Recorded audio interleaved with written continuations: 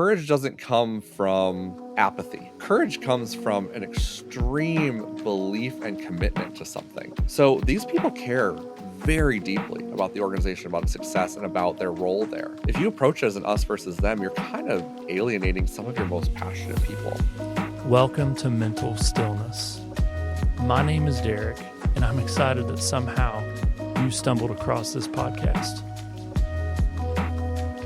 One of my goals when starting this podcast was to bring mental health conversations into leadership circles.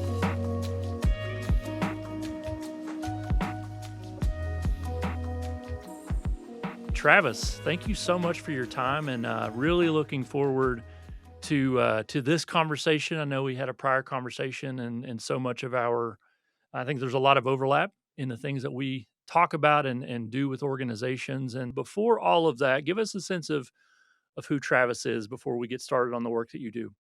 Yeah, absolutely. Well, thank you so much for having me. I'm really excited about the conversation today, and I know we overlap a lot in our beliefs. So I think we'll have a really great chat. But a little bit about me at the simplest level, I help leaders understand the human brain during change. So my day job, I lead large scale transformation at Salesforce.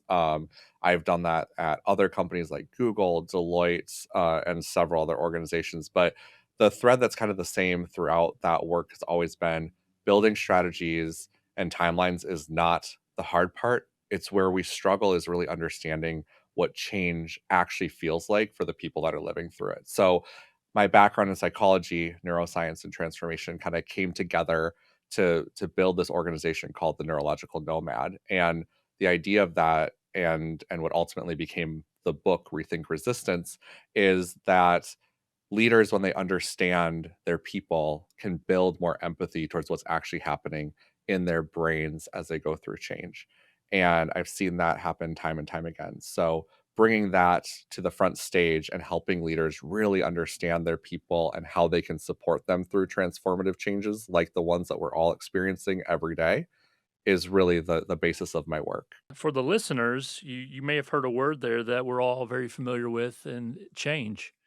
And so we're going to talk a lot about change today, and also what it does not only externally in the organization, but also internally in us. And so what I would like to start with, Travis, is let's get into organizations typically, especially the size and the scaled organizations that you've been a part of, that you've worked with, that I've worked with. It's a lot of times there's a lot of pre-planning that goes into change, and dollars that are thrown at it, and all of these best practices that are, I think, aspired to. Why do so many well-funded change strategies fall flat or do harm? It's a great question, Derek. And I think the running stat that I don't know if it's changed in the last 30 years, but 70% of large scale transformation programs don't yield the results that they were hoping for, right? They don't get the ROI that they set out to achieve. And in my experience, my opinion, kind of the research that I've done, what I find is that the core gap between the planning and what's actually, on paper that we spend a lot of time doing, and to your point, a lot of money doing, and actually getting that result is truly understanding the experience of the individual and what they're going to actually go through. And that is a huge gap that we have in a lot of transformation programs, transformative changes that we're doing at organizations. We spend all the time planning and the executionary tactical pieces. We don't spend a lot of time really digging into what's it going to mean for people? How's it going to feel for them? What are the things that they're going to need in these particular moments as we go through this really difficult change that we're trying to get people to actually adopt in a certain time frame? We don't spend any time there most of the time. So that's really the big gap that I see in the work that I do. Yeah. And if I could add to that, because I think you're spot on. There's an element of it as well, of it's something that you said we're not addressing the, I think, the unique experience that the change is going to do in each leader. Um, Hmm. but it's also something that I'm seeing, it's not revisited. There may be a little bit Right. of empathy on the front end. It's like, "Hey, I know this is gonna be tough." We do a bit of vision Mhm. casting. We give a bit of space there, but not revisiting that, I think, has a lot of I don't know, I think it creates a lot of unrest and kind of an unhealthy way to do it. What would you say to that? It absolutely does. I see a lot of people who aren't necessarily against what's happening in organizations. People receiving the change that are like, that makes sense. It makes sense that we need a new system. It makes sense that we need a new process. It makes sense that there's a policy that's broken here that we need to change. But where it falls down and where they start to really feel that resistance is, but what are you going to do to help me get through this? Like, what does it mean for this? Where am I going to get my questions answered? Those are things that we don't, or I don't see, to your point, be revisited in organizations Mhm, as they're going through transformation. And maybe to your point, they are early on in the planning, but there's also moments during execution mhm, that it doesn't come up again, where we're not looking at it and saying, "Oh, you know what? We're really seeing this group of people are struggling. How do we create a new plan for them? How do we address this now for them?"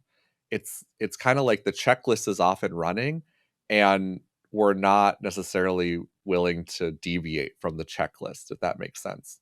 mhm. Yeah, and I think it's like this, once change is, and I've seen that as well, where you're saying, like, people aren't always like I think the fear or the posture sometimes from top level leaders is like, um, if people are asking questions, we don't have buy-in. I think that's a big lie.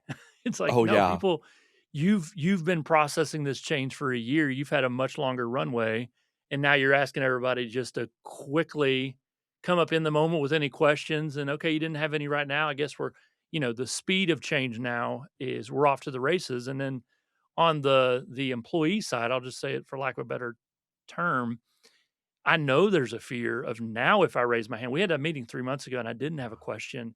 If I raise my hand now, am I gonna be seen as somebody who's not a team player or, Yeah. can't handle where we're headed, so now all of a sudden I've got a target on my back. Have you experienced that as well? Absolutely. It's like the time passed and that empathy that, or not even empathy really, Derek. It probably comes down to psychological safety that maybe existed in a moment, but wasn't part of that ingrained culture that someone felt that safety to bring up 3 months later, right? I think that says a lot. A lot of the organizations that I do work with, they oftentimes ask me, okay, you bring this kind of neuroscience backed approach. So once we do this, like this will make all of our changes better. And I'm like, well, y- it's an equation. It's that plus time equals culture, right? So you need the culture to shift in order for that to become really, the basis of how your changes will go better from that point forward. And so to your point, there will be those moments where people won't feel safe to ask those questions until it becomes so ingrained and so understood that it's always safe to ask questions, and that doesn't make you a resistant person, or that doesn't make you against the change, quote unquote. Yeah, and I think, like, when you think about, leaders who are facilitating, either a smaller team or even a department through change, like what are some of the common pitfalls, for lack of a better word, that leaders are that you're just kind of seeing themes of or patterns of that would be helpful to my listeners? One of the things that has come through in the last 2 decades of doing this work has really been this idea that leaders attribute resistance to a personal failure. And what I call that, and what I talk about that, I usually say leadership has ego. And it does. And I, again, a lot of people don't like to associate those words, leadership and You just ego. use the E word. I know people don't love that. So I'm sorry, listeners, but bear with me for a moment. Um, in order to be a leader, it requires a level of ego. Now, there's a ego scale, shall we say. There's a meter of ego. Now, we can go past the point of this is acceptable ego, but in order to be a leader, and if we think about ego, what it is it's confidence, it's belief in your abilities, It's not being afraid to stand up in front of people and say what you believe to be true. Those are also elements of great leaders, right? It requires a bit of that ego. Now, what I see happen in these change initiatives is that leaders will prepare as if they're pitching this thing that they're wanting everyone to get riled up about. They want everyone to get really excited. They want the standing ovations. They want the cheers. They want all the emojis and the Slack, all the things. The reality of change and natural resistance, which is our body's natural response to change, is resistance. They're met in those moments with that natural resistance, which means people aren't standing up and cheering. They're not saying, oh my gosh, this is the greatest thing ever. And leaders leave that moment and really start to think intrinsically about it. They take it very personally. And they start asking really personal questions about, did I just not position it well? Do they not understand it? Do they not trust me? Do they not believe in me? Is it my leadership? Is it me? They start to have these really personal questions because of that ego in leadership. And the reality of it is that you can completely separate those two things. Their resistant reaction is not a reflection of your leadership or your ability. It is truly a natural reaction to change. And I think if leaders go in with that perspective, they stop coming in with the, okay, I've got to create the greatest narrative ever to sell everyone on it. And they start coming in with, people aren't going to probably love this right out the gate. So here's what I need to do to make them understand that this is not a moment of get on board or get out. And this is not a moment of you're on your own, just figure it out. This is a moment of we're on this journey together. I'm bringing resources for you. We've thought through this. We're going to help. And I think the compassion to recognize that if you're implementing an organizational change, you're asking people to step into something that maybe they didn't sign up for, they didn't decide to do. This is a different direction than when I was being interviewed for this role or agreed to step into this new role. And Yeah. so I think the compassion and empathy side to be like, hey, you're going to have feelings of loss associated with this because change always equates feelings of loss. And honestly, from the psychology and the kind of the business side of things, I think it's really wise to approach organizational change. It's very similar to grief work for people. Yeah. Like loss is always a part of it. Am I going to give space for that? And just like people grieve differently, and I'm not trying to make this dramatic, but internally, this is what happens neurologically, right? It's like this. Hey, I got very I fell into my sweet spot, my groove, the predictability part, all of that Yeah. creates so much psychological peace in people. And now I'm starting to kind of play with that a little bit. I'm starting to, and that feels like a threat to people. So, what would you say to that? It absolutely does, and, I know we've chatted a little bit about our experiences with change before, and Derek, it's funny, I there's an entire chapter on loss in change, and I don't think we acknowledge it enough, and I always get a couple giggles in the room when I talk about loss, because I really try to bring how we approach it professionally and how we approach it personally, because they're so different, right? Hmm. And what's interesting is we really understand it at a personal level, and Hmm. we're really horrible at it at a professional level. And the analogy I use is, let's use our professional version in a personal scenario. You lose your family pet and you've got a really sad child. You don't walk up to that child and give them the 86-page PowerPoint presentation of why this is the greatest thing that's ever happened to them. But Hmm. we do that every day in corporate America. Every day. It's laughable because when you see it in a personal scenario, you're like, that's ridiculous. Of course that didn't work. But we seem to have that as almost the playbook standard in corporate when we're doing big, large changes like this. And so it's so important to acknowledge that grieving and acknowledge those feelings because they're real.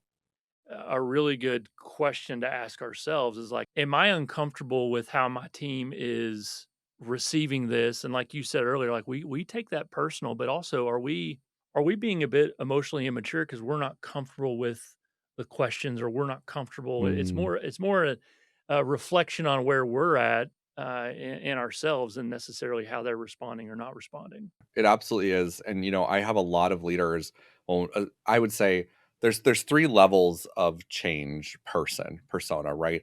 There's your leader of change, that's the person who decided it, is wanting other people to adopt it. You have your recipient of change, that's the person who needs to change. Then you have a driver of change. That's typically your middle management, right below executives, right above your individual contributors. And their job is to change and also drive change within the organization. And a lot of leaders in that bucket come to me and they say, how do I drive this with my team? I don't even know if I'm bought in. How do I tell them to buy in if I don't even know if I'm bought in?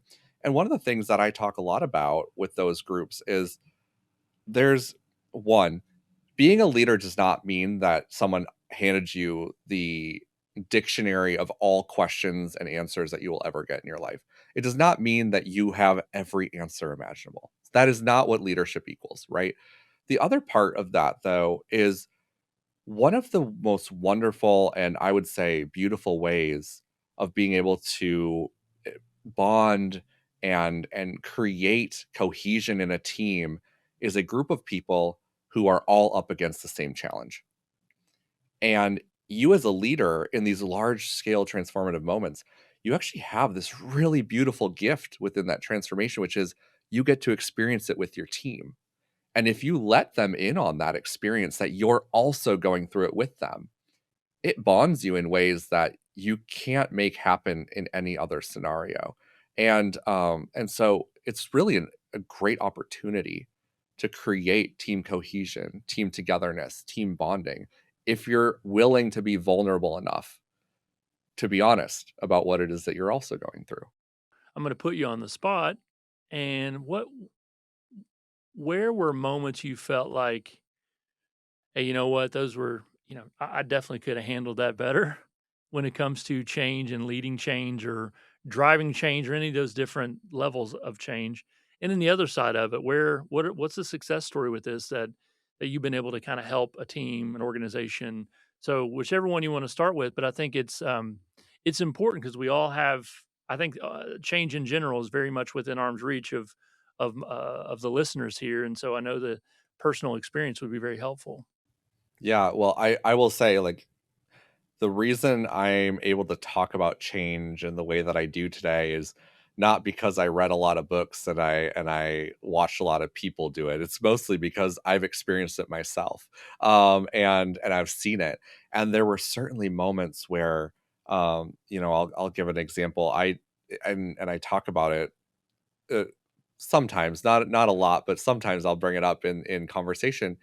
I early on in my career was volunteering for a nonprofit and I was helping to do communications and I would say very tentatively and very in quotes branding. That was part of my quote unquote volunteer title, but I don't know if I know a whole lot about branding. So I don't know how much I helped. But the reason Lowercase branding. lowercase branding. The reason I bring it up is because I had been working with this group for like 6 months as a volunteer and helping them drive this communication strategy. And I left on a Friday and came back on a Monday and they had completely rebranded the entire thing to different taglines, different slogans, different colors, different like everything was rebranded. And I had no clue. And my reaction to that was very much to push against it, to be like, well, I wasn't included. And I now feel like I don't even want to support it because I'm that's just how I feel. And looking back in that moment, that exclusion was really neurologically telling me that maybe I'm not safe in this space. Maybe I'm not this isn't a safe place for me to be. Maybe that's a threat. Um, and I wish I would have handled that differently because the reality of it and kind of what we talked about already was that was partial ego as well, where I felt very personally attacked by that. And it actually had nothing to do with me. They had been talking about this rebrand with, their CMO for how long. And it just happened to be that I was doing communications and it impacted me in a way that I wasn't aware of. Right. Um, and in leading that, so where I'm getting with this is in leading people in that volunteer role to be communicators and to be communicating, I probably influenced their opinion of that rebrand in a way that I'm not proud of. They probably didn't go along with it because I didn't go along with it. And it created that kind of group cohesion in the wrong way, right? Where we all of a sudden became the ones that didn't like it. Um, so I would say that's personally kind of where I've fallen down in times with like leading change, and one example for me personally. But I've also seen it do incredible things when we think about, leveraging this empathetic approach and what I would consider to be like a neuro-led approach. There was a group with an organization that was out of India, and it was a really interesting organization that I was working with. They actually recruit for US based companies, and they also recruit for themselves. So there's kind of two portions. They're recruiters for their own business, but also recruiting for companies that are US based. And one of the things that the leaders were trying to do was they were trying to improve the numbers that they had, the ability, how much time were they spending on interviews, how much time were they spending on sourcing, how much time were they spending on, calls and all this stuff. And um they were trying to influence those numbers. And the way that they're going about doing it was that they were introducing lots of new policies, lots of new processes, lots of new ways of working that in their minds they were saying, this will make it easier. This will make it we're narrowing the guardrails so that they can only go one direction. That's through our most optimal, most efficient, most effective process. And they basically turned that on overnight. And by the when I got involved, the individual had heard me speaking on neuroscience and change and what was happening, and he's like, "Can you come and just can we talk through this change that we're going through, because it just feels like we're not getting anywhere." And what we kind of uncovered was so much change had happened so quickly with very little support that people were still trying to understand what was happening. And then because they weren't given any time to adopt it, the leaders were putting in basically like demerits of like not following protocol. And so they're also getting punished for not doing it. And so in that moment I said, I think you've got to go do away with all that. We got to rebuild this. What we need to do is we need to focus on what are the critical points and moments. And let's start with a couple of those. No demerits. Let's just start with those. Help people understand it, help them know what they need to do, and bring them the support when they fall down and when they will fall down. And I still stay in touch with that leadership group, and they have said many times, they're like, we continue to get better because we've approached it so differently than how we had done it in the past. Um, and so there is great light in some of those moments as well. Like you said earlier, the culture piece, that impacts culture. How we handle change is a culture driver for sure. Um, It is. so when we think about, from a leadership standpoint, the fact that how we go about change impacts our team, what are some of the characteristics or attributes that leaders demonstrate that really make change difficult or resistance to increase? That's a great question, Derek. I think partially, and probably the most important one, is really lack of vulnerability and willingness to be vulnerable and honest. Because I think honesty and vulnerability kind of go hand in hand. I don't know that you can decouple those two things. But there's a lot of leaders who, unless it's positive news, they're not going to share it. Unless it somehow elevates them or elevates the cause, they're not gonna talk about it. Um, that's the first one. The second one for me is really around this idea that some leaders bring to the table, which is they just need to figure it out.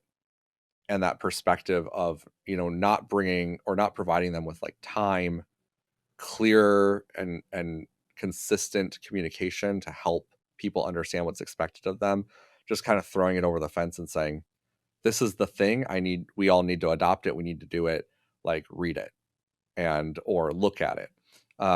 I see that, heightens resistance really quickly. The last thing that I'll say, and I see this time and time again, um, and it's kind of an interesting one. It really comes down to um, leaders that leaders that don't have a consistent forum to talk about changes that are happening. And I think this falls down often because we're really good at it in the beginning. Leaders will be like, okay, we'll talk about it in our team meeting every week or biweekly, whatever that looks like. And that happens for like a couple times. And then all of a sudden there's like the lull in change, which is nothing's really changing right now, but it will be, where that topic falls off, or maybe that meeting falls off.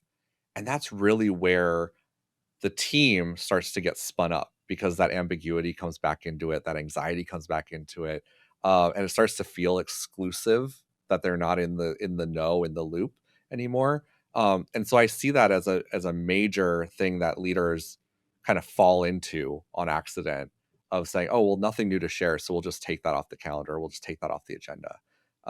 But really, that's what's driving some of that cohesion and some of that trust, is having that moment there. When we get in front and we're casting vision for the change and where the organization's headed, like I could see some people saying, "Hey, you know what? Like being able to speak with clarity, with 100% confidence of knowing exactly how this is going to pan out." I could see people being driven towards that approach of, kind of showing and maybe even exaggerating strength and confidence with the decision. Do you feel like that is uh, a preferred approach versus, I guess, what I would say is a bit more vulnerable of like, hey, here's what we do know, here's what we don't know, here's the safeguards or here's the steps along the way that's going to help us calibrate or adjust or modify. We're going to figure some pieces of this out together. That's an incredibly different approach than just here's where we're headed. Does I don't know what's your experience with both of those? Which one do you find more efficacy with? Most leaders would prefer the former, which is, I know exactly what I need to tell my people, and this is what I, and then, because it feels one and done when you have that, right? When you know exactly where they're going, you're like, all right, here's where we're headed, here's what we need to do, here's how we get there, done. Um, to your point, the more vulnerable approach has a lot more tentacles to it, right? It's, I think this is where we're headed, this is where things are feeling, here's what I've heard so far, but also here are the open questions we don't know that could change everything. It feels, and I think to a lot of leaders it feels a little wishy-washy, to be like, it doesn't feel like I'm giving my people confidence in the path forward. And the reality, I think, of today's society, and of today's workplace, is there's not a lot of confidence in the path forward most of the time, because we're kind of figuring it out as we go. And as the winds of the economy or whatever change, we need to shift. Um and so I find that a lot of leaders would prefer the former, but I do think that there's a middle ground.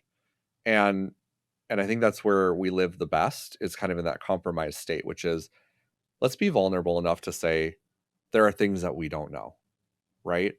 But let's also be confident enough to say, I'm committing to this. Here is what I know for certain. And here's also what I'm going to commit to you that I will do as a leader. And I think that brings in that confidence and helps to instill that confidence, while also allowing for some of that vulnerability and some of that flexibility, and being able to kind of marry those two things together. We talked earlier about taking everything personal. When we're starting to see things that we're sensing is resistance, or we're fearful that it is resistance, and all of a sudden it's like, oh, I've got to get ahead of this, or I've got to kind of stomp out this fire. What's a leader internally? I don't know. What are some best practices or tips a leader can do to one acknowledge that, but then how do they deal with that when maybe they are taking it personal, or maybe even seeing resistance that it may not even be resistance, but that's their interpretation. Yeah. Well, Derek, I'm loving the conversation that we're having, and I think it's so important. And this is kind of where it merges a little bit with the book, and with the framework, or I'd say framework, that I've put together around, here are some of the barriers that exist within people when it comes to change.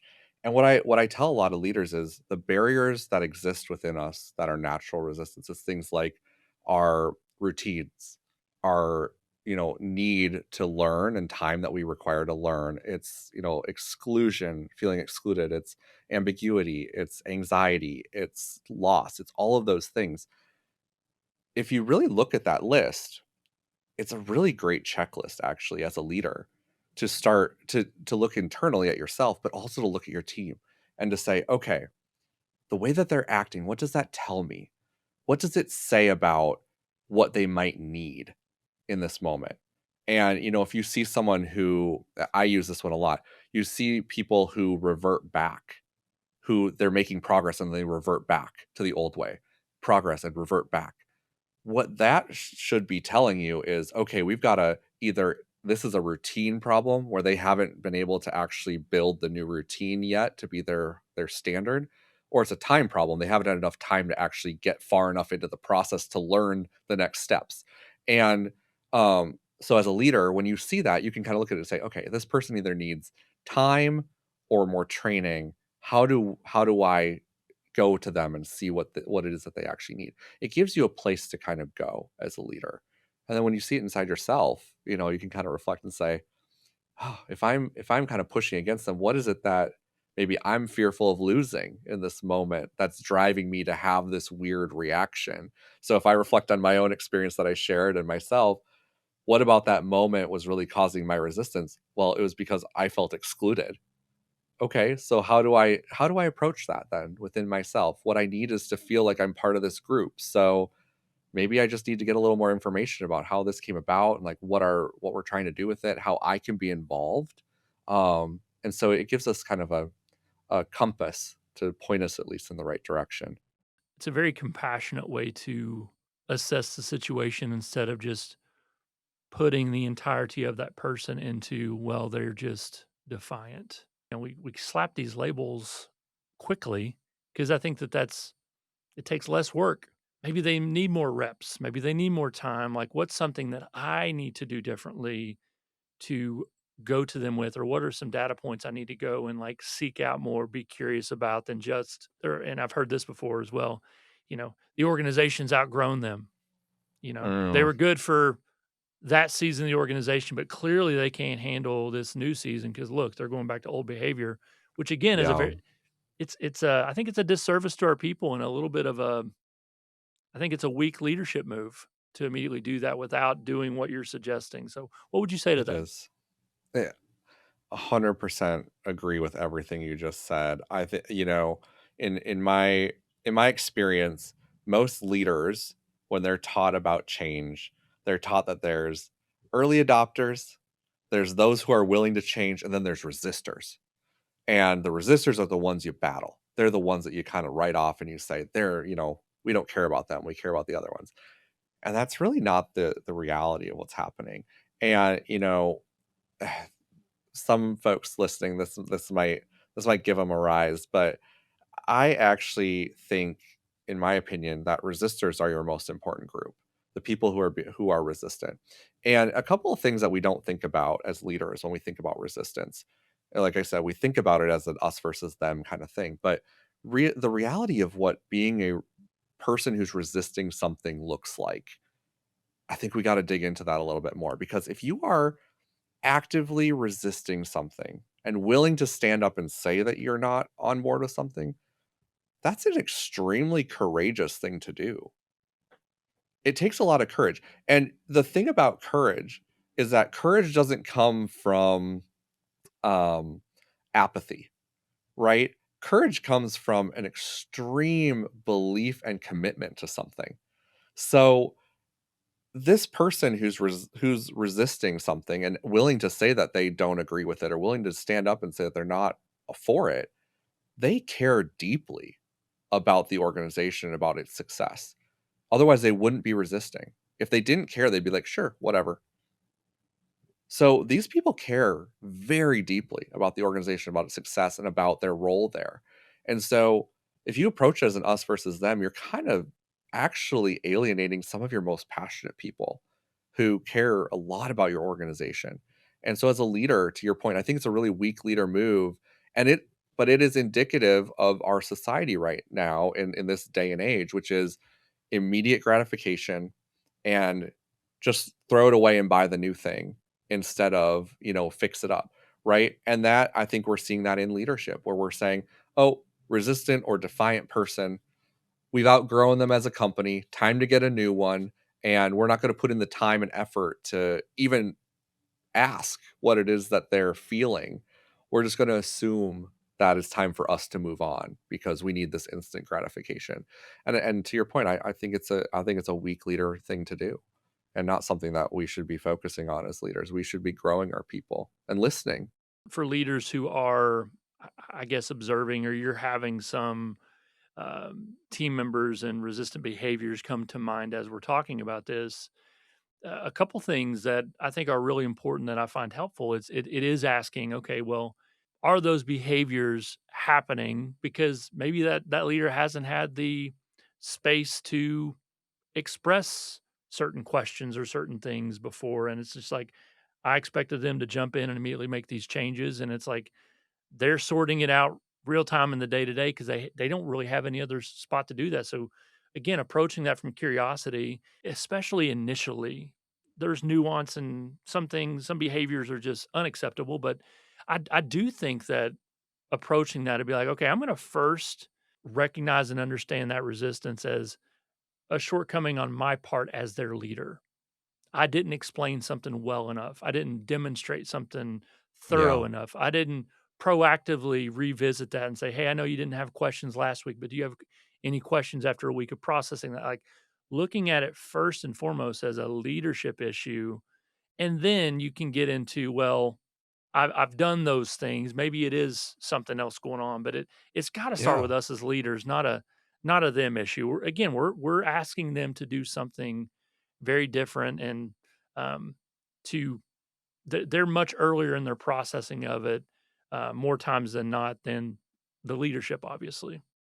Absolutely. And maybe the organization's outgrown them. Well, I would argue that then you didn't do your job in growing your talent with the organization, right? So it's kind of a cop out because it's like at that point then you already didn't do your job as a leader to help your people grow with the organization. Um but but then they get branded as the defiant resistant and we've outgrown them kind of thing. Where do some of those other frameworks fall flat that made you and drove you to creating a new framework for this?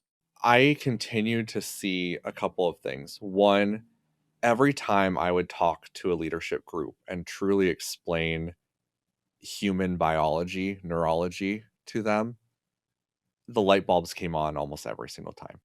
And it really helped them see the mechanics of what was happening. And when I get in front of a group of people, especially very seasoned leaders, I always say, I am not going to introduce anything in this talk that you haven't probably learned through the hard knocks of leadership, which is, the ways that we help people through this natural resistance are very table stakes within what we've learned is successful within change, right? It's communicating, it's making sure we have training and time to do that. It's acknowledging and questions and helping them. It's all those things that we know inherently and a lot of people have learned through the process.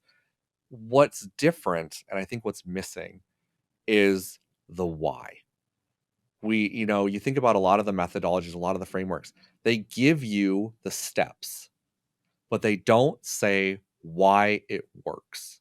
And until someone understands why communication works, they don't understand why communication is important.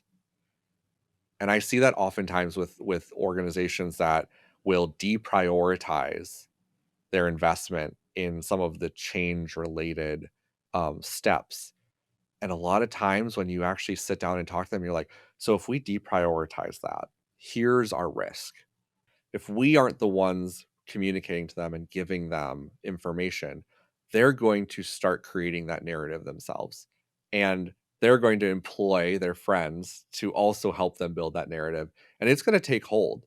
And it's most likely going to be incorrect and not at all true, but it will become the believed truth within the organization. And do we want that? Is the question. And almost 100% of the time, the answer is no. Of course, we don't want that because that would be bad, right? But when leaders understand what happens in those moments and what the trade offs are because of the foundations of why these things are successful, they almost 100% of the time choose the solution because they now understand why it's successful and why it's important. So how can people follow you, get connected with the book, your work? Like plug anything you want to plug, Travis. Yeah, absolutely. Well, first things first, LinkedIn, connect with me on LinkedIn. I love hearing from people about, the work that they're doing, how, what I've said resonates or how the book resonates with them. I check all my own messages. I try to get back to them as timely as I possibly can, but connect with me there. My website is travishahler.com. All of that, of course, will be in the show notes. But, the book is called Rethink Resistance. It's about embracing neuroscience to lead transformational change.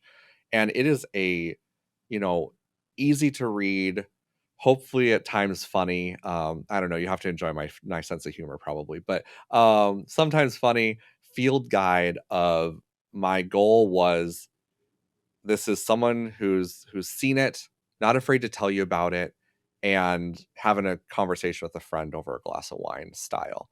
It's not meant to say you're doing it all wrong, you don't know what you're talking about. It's really meant to be something you can leverage and look at and say, "You know what? I am encountering this. What are some things that have worked? What are some steps I can try? What are some new ideas?" And that's the hope of that book and of the framework that it brings. So, I hope that you'll use it and enjoy it, and I'd love to hear about it. Mm.